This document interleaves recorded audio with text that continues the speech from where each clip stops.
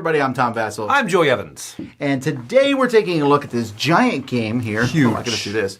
Called Kinfire Chronicles Nightfall. Now, Kinfire Chronicles Nightfall, I gotta be honest, I knew nothing about it. No, neither did I. The only thing in here was one of the designers, Kevin Wilson, and I like his stuff. He did Descent. Okay, yep. Yeah. I like that. Yeah. Did the redesign on the new Cosmic Encounter and many other things. He's a big fan of dungeon-type crawls. This Okay. is not a dungeon crawl, though. This is an adventure game / boss battler. Right. Where you use some characters, and it's in some fantasy universe, and it's a decent fantasy universe, but forgive me if I don't know a whole lot more about it. No. We're kind of learning about it as we play through it. Not yet. That's true. So let me show you how it plays, and we'll be right back. This is going to be a bit of a sparse overview because I don't want to spoil a lot what's in the game. But in this game, you're going to be playing one of 6 different characters here. Each character has a box, and in that box, everything you'll need for the character. There's some other cards in here, which will come into play over the course of the game. And then you're going to be playing through different missions. You'll see there's 21 different missions. Each mission has a whole box, and inside this box is all the stuff that you need for that one. This is the Road to Vinna. And this is the first mission that you'll do. Here's a couple of the characters to show you what you get. You get a little character board here where you'll keep track of your health. You have a special ability that you'll have at the top. And then it just tells you what you can do on your turn. And then each player has what's called a lantern. A lantern starts the game like this, where the lantern is charging. And the first time you have to draw a new hand of cards, you will charge it, and then it's like an action card that you'll be able to use, a special ability.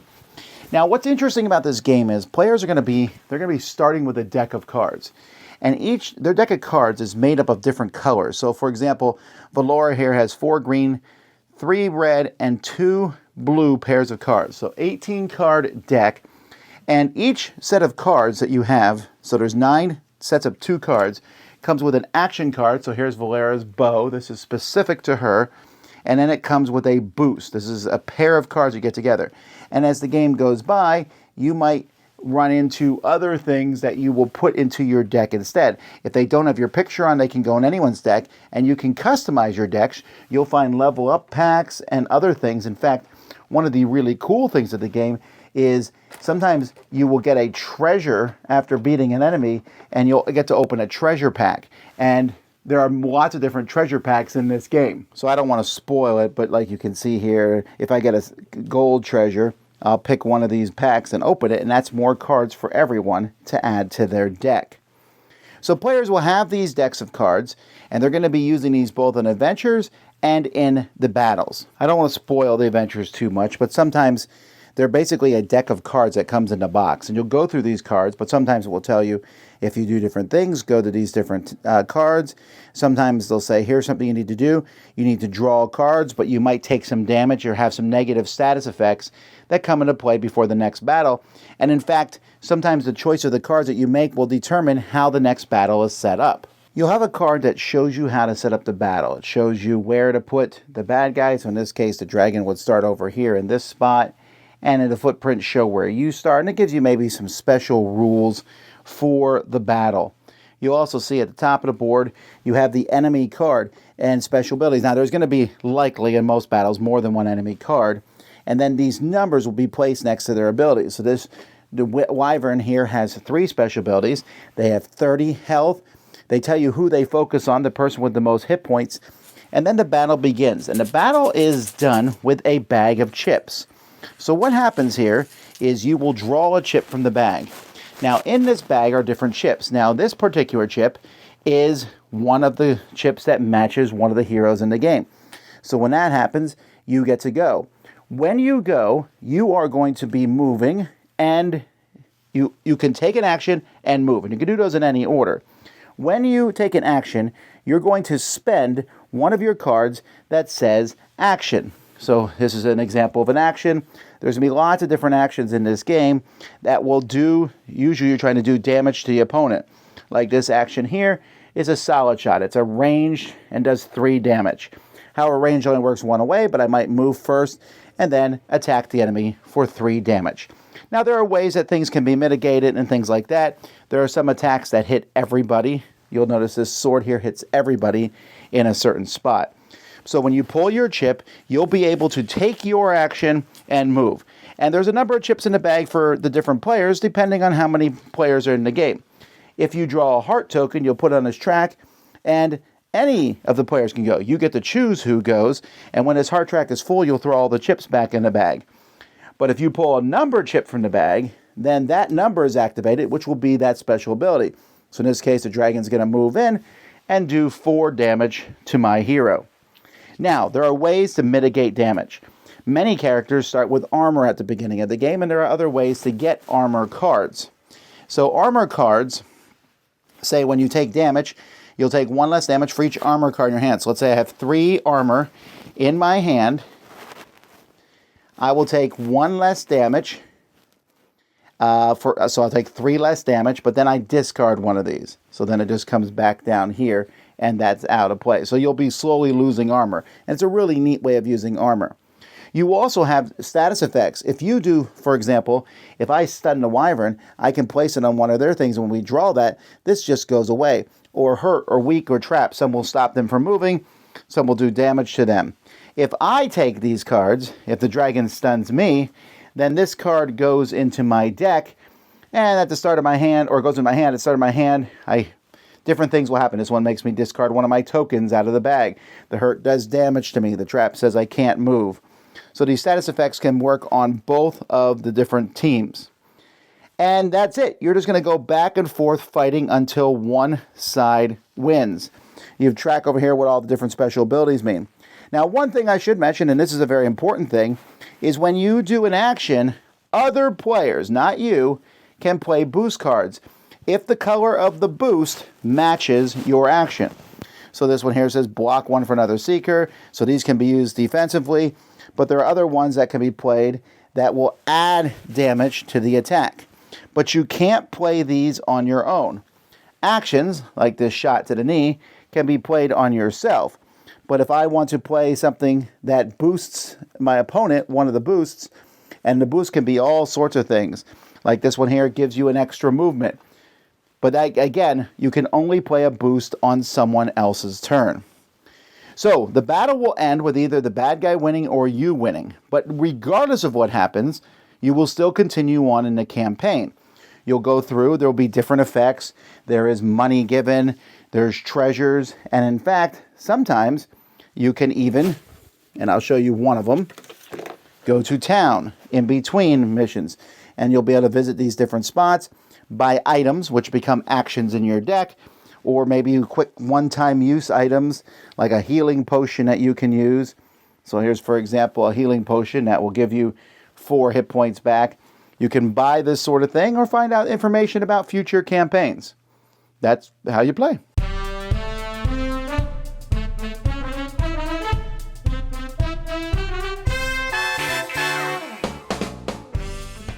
We always, when we're talking in crowd surfing and we look at a lot of games, we use the term generia. There's so much fantasy generic stuff out there. Right. This game feels like a breath of fresh air. It really does. Normally I'm against campaigns in games. Not against campaigns. I'm like, I just want to play a one-off. But the campaign in this is so good. It's good, and it gets to the story right away, and it's... I hate to use the word snappy for campaigns, but it really is, because the scenarios are about an hour, and not like side-of-the-box hour. An actual, physical, real-life hour. Or even shorter than that. Right. Well, yeah. Now, the difficulty in that, and this is a small, I don't know if it's a negative, we played through a chunk of the campaign, and when I was talking about why I would reset it for the next person, although we both have sworn to each other we'll finish it, but... And we will. Yeah, I'm sure. And I always say that because of my job as a reviewer. But... it would be hard to put the cat back in the box. Yeah. Yes. You shouldn't be taking cats in boxes. But you know what I mean. It'd be hard. You have to sort everything out. I'm sure it can be done. And I'm sure there's a sheet online that can be done. Right. Yeah, because everything gets intermingled and... You're not destroying anything. No, but you're building things. Yeah, but if you want to set this up for the next person, you'd have to undo... because you're like taking cards and combining them into decks and stuff. And opening up packs of cards. The other small negative I have about the game is it's really neat, this box and everything. And they have this really cool getting started rulebook that walks you through that first battle. Which, by the way, that first battle is supposed to kick your butt. We didn't know that. We're like, this game's pretty hard. But yeah. Anyway, and then you get another book about combat. Then you get a book about adventuring and books. And this is great. But there should be one big rule book. Yes. Because you ask Joey, I'll be like, which rule book is that in? I'm looking for the rule book that it's in. And when we come up against the rules. I don't think the rules are particularly difficult. No, but there's little things, nuances and things. I like this for getting started because you feel like you just jump in and start playing the game. That's true. I do wish there was something later when you're 10 campaigns in, you just want to double check something instead of going through 4 rule books to figure it out. So there's some aspects of the game. So I'm going to go from my least favorite to favorite. My least favorite is the traveling through a deck of cards. You get this deck of cards you travel through. It's fine. Right. It's decent story. You make some decisions, but the decisions are often weighted. Sometimes you have a choice, and if you pick one choice, characters get Kinfire. So sometimes you pick a choice based on that's your character's leaning that direction rather than the one that you want to do. But it's fine. They're simple choices, and they do things. But it's not particularly engaging. Right. And I almost wish it was an app. It would be easier instead of me sorting through these cards. Now, there are cards that they pull out, but that's kind of like a very side part to the game anyway. Right. The town exploration's about the same thing, but it's more interesting. I do like that. It's so interesting because you pull out a deck of cards and this is for that town. Yes, and other things for that town too. I mean, not to go into... Yeah, I do like the fact that you feel like you're there, the decisions you make and where to go. That I do. I like the exploration. It's almost like I'm ready to get past the fight and get back to town. And But 80% of this game are these fights. Right. And they're so fun. Now, I said that first fight kicks your butt. Yep. But this game has fail forward, which is neat. Like, it doesn't matter if you beat the first enemy, you just get a little bit more gold or something. I forget. You get a small benefit. But every time you lose, if you lose, you still move forward. At least so far that we've gotten in the campaign.